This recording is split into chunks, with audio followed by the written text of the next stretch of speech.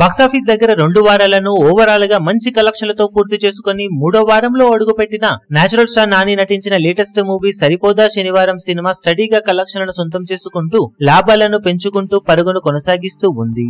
15వ రోజు తెలుగు రాష్ట్రాల్లో కొంచెం డ్రాప్ అయినా ఓవర్సీస్ లో గ్రోత్ ను చూపించిన ఈ సినిమా మొత్తం మీద 15వ రోజు సాధించిన కలెక్షన్లతో 90 కోట్లకు చేరువయ్యే రేంజ్ గ్రాస్ ను సాధించింది. మొత్తం మీద 14వ రోజుతో పోల్చితే 15వ రోజు 9 లక్షల మేర డ్రాప్ అయిన ఈ సినిమా 18 లక్షల రేంజ్ లో షేర్ ను తెలుగు రాష్ట్రాల్లో దక్కించుకోగా వరల్డ్ వైడ్ గా 36 లక్షల దాకా షేర్ ను సాధించింది.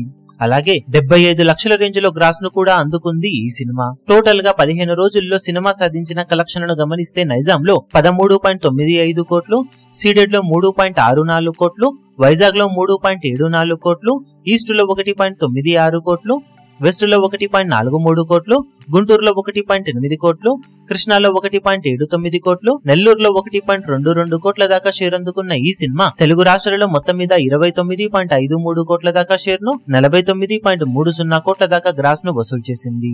ఇక Karnataka, Tamil, rest of India మొత్తం మీద కలుపుకొని 6.93 కోట్ల దాకా షేర్ ను సాధించిన ఈ సినిమా ఓవర్సీస్ లో 12.10 కోట్ల దాకా షేర్ ను అందుకుంది.